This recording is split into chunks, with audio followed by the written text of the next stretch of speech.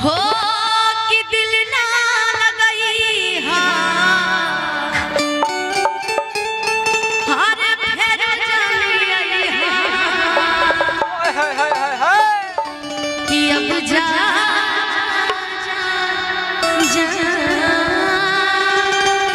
भूला जाइए। कभी कभी दीपक भैया सपना पूरा करने के लिए सिर्फ माँ बाप का नाम ही नहीं लेना पड़ता है, माँ बाप के बताए गए रास्ते पे चलना भी पड़ता है। और जो इंसान माँ बाप का दिल तोड़ता है ना, जीवन में उसको कभी कुछ रास नहीं आता है। इसीलिए जो माँ बाप कहते हैं वो करिए। आज आपके पास पैसा है, आपके पास लाख दोस्त यार खड़े हैं, जब आपके पास कुछ नहीं था तो खाली आपके माँ बाप आपके सामने, बाकी दुनिया नहीं थी। कि दिल ना लगई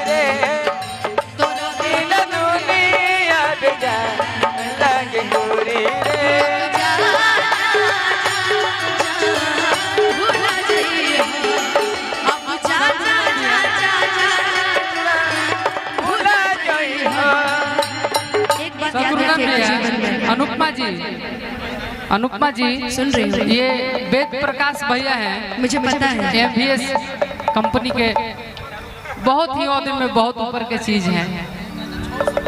और ये गाना वो कहते हैं कि हम 600 बार सुन चुके हैं। आप शायद लेट हो गए, ऑलरेडी मैं बोल चुकी, इसलिए कहते हैं समय पे आइए, खासकर जब हम गा रहे हो तो। हो हमरा प्यार के बदला में लगा देले बड़ा हो, के बदला में हो हमरा प्यार के बदला में वो लगा देले बड़ा हो। तू जब दिल लगा हो,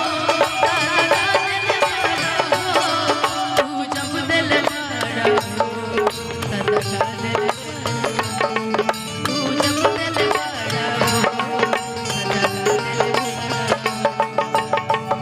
ना रुपया था ना पैसा था, बस एक चाहत थी कि तुमको हम इस कदर अपना बनाएंगे कि लोग देख के कहेंगे कि हाँ भाई इसका भी प्यार है। सुनिए ना, प्यार हम अमर रहे याद करे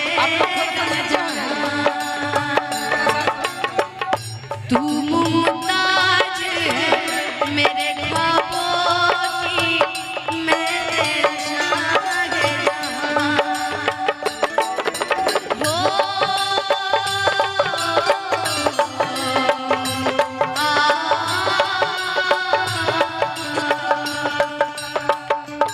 हमरा प्यार बदला में वो लगा देले बड़ा हो,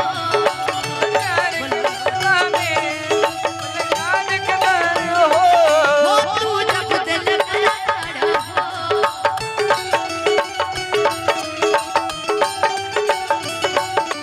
तू जब दिल लगा हो, लगा दिल बड़ा हो, तू जब दिल लगा हो, लगा दिल बड़ा हो। याद